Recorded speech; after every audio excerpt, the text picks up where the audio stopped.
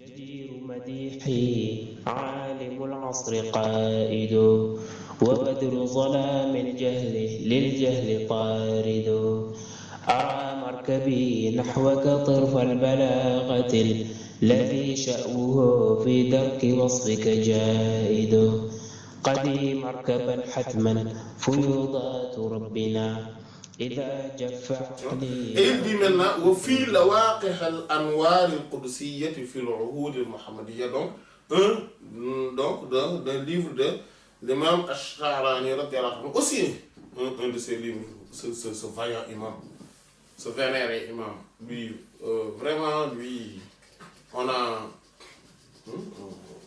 l'a donné comme exemple plusieurs fois.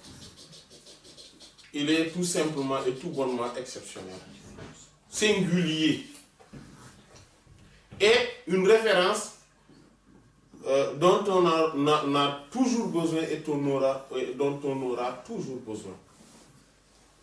Radiyallahu ta'ala anhu.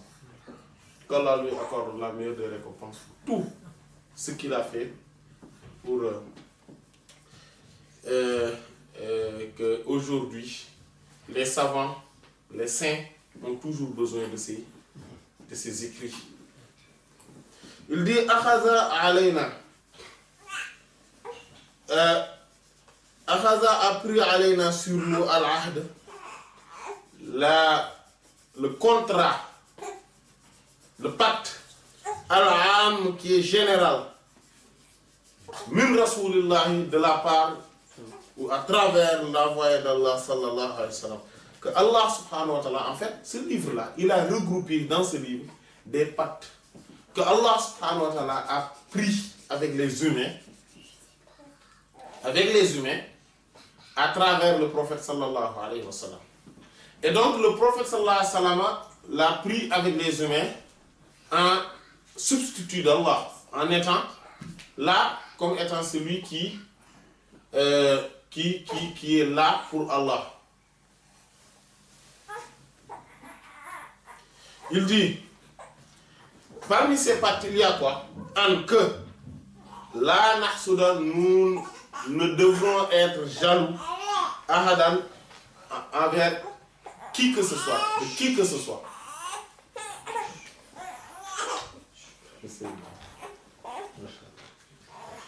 Donc, nous devrons être jaloux envers qui que ce soit. Min khalqillah, parmi les créatures d'Allah. Donc parmi toutes les créatures, nous devrons avoir jamais de jalousie. C'est quoi la jalousie? La jalousie, c'est le fait qu'Allah subhanahu wa ta'ala ait donné à quelqu'un un privilège, ou une faveur, ou une grâce, quelque chose de ce genre. Donc des bienfaits. Et que l'on souhaite que ceci quitte la personne en question à qui Allah l'avait donné et que cela vienne à nous. Ça, c'est la jalousie. Ça, c'est le degré. Et voilà, ça, c'est la jalousie. Maintenant, c'est à des degrés différents. Parce que le fait que je puisse souhaiter que ça quitte les mains de tel et que cela arrive entre mes mains, ça c'est un degré moindre. Mais c'est ça même qui est la jalousie et qui est très grave. Maintenant, il y a le fait qu'on veuille qu'il perde cela. C'est-à-dire que de telle sorte que même moi, je ne l'aurai pas. Mais qu'il le perde. Ça, c'est un autre degré qui est plus fort quand même. Voilà, donc c'est à des degrés différents. Voilà. Et entre les deux, il y a le fait qu'il le perde, mais qu'il ne vienne même pas à moi, mais qu'il aille chez quelqu'un d'autre. Voilà.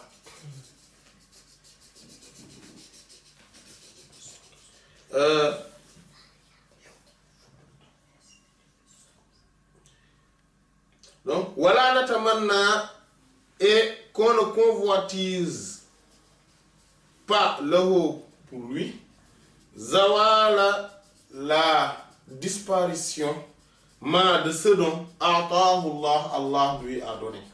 Donc, il ne faudrait pas aussi qu'on souhaite, qu'on convoitise ce dont Allah subhanahu wa ta'ala lui avait donné, qu'il le retire.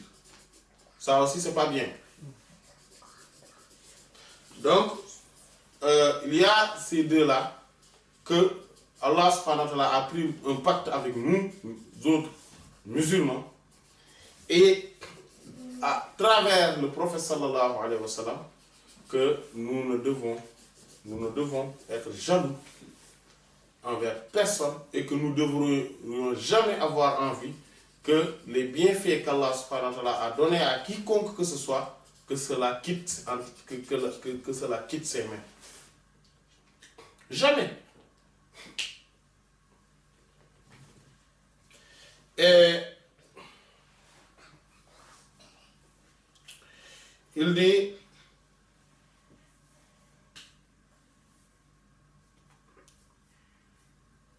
min ilmin, que cela soit de la science, ou jahil, ou un degré, un haut degré. Donc une personne a de la science, on ne souhaite pas que cette science-là, qu'il le détienne. Et en plus, ce que le pire, c'est que si c'est de la science, on n'a même pas besoin de le jalouser. Parce que quelqu'un qui a la science, si on le tire de lui, on le soutire de lui, et qu'on le détienne, nous, cela ne va pas nous quitter. Et ça fait partie des valeurs de la science. Vous savez, de l'argent, un bien matériel. Si on le prend de quelqu'un et qu'on le transfère à quelqu'un d'autre, c'est fini. Lui, il ne l'a plus, parce que cela ne peut pas être dans deux lieux en même temps. Or, la science, c'est comme les fichiers là qu'on transmet.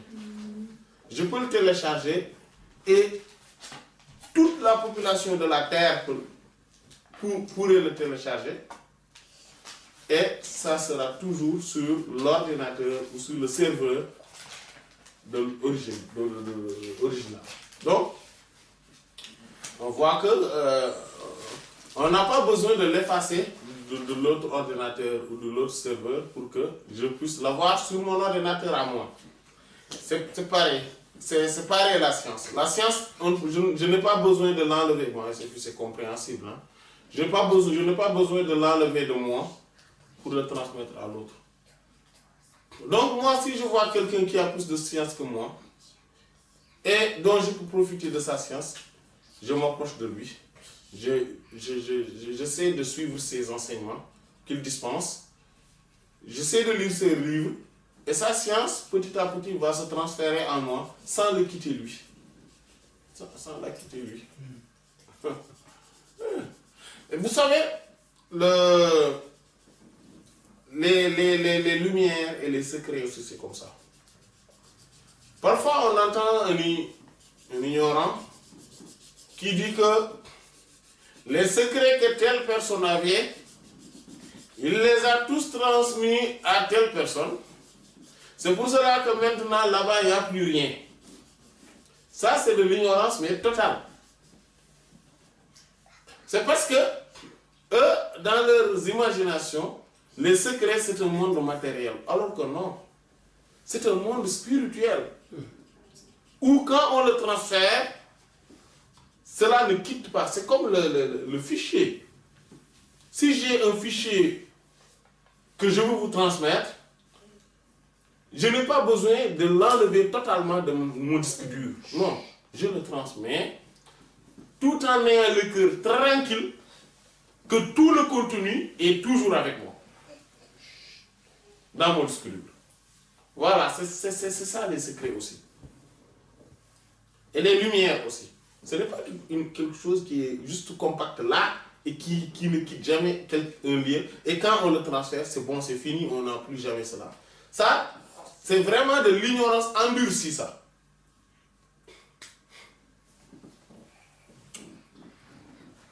Et il dit donc, quand quelqu'un a de la science ou un degré, un haut degré, un haut rang, que ce soit dans la spiritualité, que ce soit une notoriété sociale, etc., il ne faudrait pas qu'on souhaite que cela cela le quitte. Il ne faudrait pas que l'on souhaite pour lui qu'il soit déchu. Il ne faudrait pas que l'on ait envie que cela se transfère à nous et que lui, il n'aura plus rien. Non. Et c'est pour ça Allah subhanahu wa ta'ala a dit وَلَا تَتَمَنَّوْا مَا فَضَّلَ اللَّهُ بِهِ بَعْضُكُمْ عَلَى بَعْضٍ لِلرِّجَالِ نَصِيبٌ مِّمَّا اكْتَسَبُوا وَلِلنِّسَاءِ نَصِيبٌ مِّمَّا اكْتَسَبْنَا وَاسْأَلُوا اللَّهَ مِنْ فَضْلِهِ إِنَّ اللَّهَ كَانَ بِكُلِّ شَيْءٍ عَلِيمًا. Ne convoitisez pas ce dont Allah subhanahu wa ta'ala a favorisé certains parmi vous envers certains autres. Non. Les hommes ont leur part de ce qu'ils ont acquis. Les femmes ont leur part de ce qu'elles ont acquis. Et ça, c'était par rapport à l'héritage. L'homme a un héritage bien déterminé, la femme a un héritage, a une part d'héritage bien déterminée. Il ne faudrait pas que les femmes puissent se dire que oui, c'est la part de l'homme qui m'intéresse. Parce que lui, il a 2, moi j'ai 1. Bon, dans les conditions où il y a ça, parce que ce n'est pas toutes les conditions. Et on dit oui, voilà, donc chacun essaie de convoitiser, d'avoir une convoitise envers voilà, la part de l'autre. Non. C'est Allah qui favorise ainsi. Il l'a utilisé comme ça, favoriser. Il dit, demandez à Allah de sa faveur. Was'alullaha min fadlih. En fait, car, dit-il, car, en effet, Allah n'a jamais cessé et ne cessera jamais d'être savant de toutes choses. Si on regarde bien ce verset, Allah subhanahu wa ta'ala nous interdit d'avoir une quelconque convoitise ou une envie envers ce qui est entre les mains de quelqu'un et qu'Allah subhanahu wa ta'ala a favorisé à quelqu'un. Mais, si on analyse bien ce verset, il n'a pas interdit d'avoir une convoitise envers quelque chose de semblable à ce qu'Allah a favorisé de quelqu'un. Wala tatamanna, ne convoitisez pas. Ma faddalallahu, ce dont Allah a favorisé, ba'dakum, certains parmi vous, ala ba'dun sur d'autres. C'est-à-dire que c'est la même chose, non. Mais sont égales, sont identiques, sont semblables, ce n'est pas interdit. Si vous voyez quelqu'un qui a quelque chose, au lieu d'avoir envie de cette même chose-là, demandez qu'Allah subhanahu wa ta'ala vous donne quelque chose de semblable, quelque chose d'égal, quelque chose d'identique. Mais ne dites pas, oui, ça, j'aurais bien voulu cette place-là. Il est directeur de telle société. Dit non, c'est cette place-là qui m'intéresse, il faut qu'il la quitte. Non. Il a quelque chose, demandez à Allah subhanahu wa ta'ala. Et il dit à la fin du verset, was'alullaha min fadli. Mais demandez à Allah de sa faveur. Il peut donner plus que ce qu'il a donné à celui que vous enviez. En fait, la jalousie, c'est quelque chose qui anime réellement, sincèrement, qui n'anime que ceux qui ont une petite déficience mentale. Parce que si on sait qu'Allah subhanahu wa ta'ala au tout début a décrété tout et que tout est décrété, les feuilles sont asséchées et les plumes sont levées, c'est fini. Ce qu'Allah subhanahu wa ta'ala a décrété que je l'aurai, personne ne pourrait m'empêcher de l'avoir. Personne. Et ce qu'Allah subhanahu wa ta'ala a décrété que je ne l'aurai jamais, mais personne ne pourrait faire de telle sorte que je puisse l'obtenir. Ça, c'est clair et c'est net. Il n'y a pas d'ambiguïté ni d'équivoque là-dessus. Donc, en sachant cela, c'est bon. C'est bon. Tout ce que je veux, je le cherche auprès d'Allah. Je ne vais pas essayer. Voilà. Et que l'autre là, ce qu'il a là, ce dont Allah l'a favorisé, la grâce, si, ceci, jamais je ne pourrai l'obtenir. Jamais. Jamais je ne pourrai l'obtenir. Parce que Allah le lui a donné. Et je ne pourrai jamais le récupérer. Je ne pourrai jamais le lui soutirer cela. Donc, au lieu d'être là, avoir le chagrin du matin au soir, avoir des problèmes psychologiques et psychiques du matin au soir, mais c'est beaucoup plus simple de dire à Allah, donne-moi quelque chose de semblable à ce que tu as donné à ton serviteur. Parce que, ou bien quelque chose donne-moi parce que je l'ai vu de telle personne, ce qui me permet de connaître que l'existence de cette faveur. Mais je puisse maintenant demander à Allah qu'il me donne de cette faveur, ou bien qu'il me donne une autre faveur, qui est meilleure pour moi, parce que, certes, je ne peux être président de la République, je ne le souhaite pas, bien sûr, en tout cas pas aujourd'hui. Mais si je le souhaiterais, si je l'aurais souhaité, c'est quelque chose dont sincèrement, je n'y crois pas. Moi, je ne crois pas que je deviendrai un président de la République. Voilà, moi, je n'y crois pas. Voilà. Maintenant, si j'y croyais et que je le souhaitais, et qu'Allah subhanahu wa ta'ala, je sais que parfois aussi ce n'est pas meilleur pour moi, ce n'est pas la meilleure poste pour moi, ou le meilleur poste pour moi, ce n'est pas le meilleur poste pour moi, la meilleure place pour moi. Je pourrais, mais Allah subhanahu wa ta'ala pourrait me donner une place qui est non seulement beaucoup plus bénéfique, là où j'aurai plus de pouvoir, de faire et de défaire,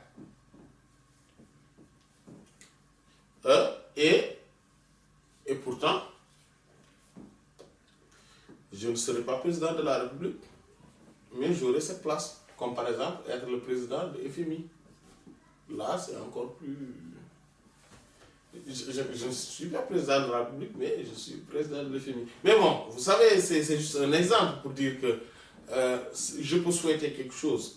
Parce que les gens souhaitent être président de la République, les politiciens là. Et pourtant, s'ils n'obtiennent pas cela, donc ils n'ont pas, ça ne sert à rien de trop envier ceux qui sont et de leur souhaiter un échec ou une déchéance. Pourquoi? Parce que si on ne devait jamais être président, on ne serait jamais. Et il pourrait avoir un poste qui est beaucoup encore meilleur et plus paisible, avec moins de responsabilités. Donc, voilà, il y a tout cela en fait. Il y a tout cela. Dans le domaine de la sainteté aussi, c'est pareil. On ne peut pas, tout le monde ne peut pas être le poule, mais imaginez-vous quelqu'un, quel est un plus grand malheur que de jalouser le poule. Ça, on ne peut pas imaginer un malheur plus grand. الكتم نورا أحاطكم ويسقيك أنوارا وعمت أماجد وأسراره تسري كليث لفرهد على روحك الأصفى وظلت مكائد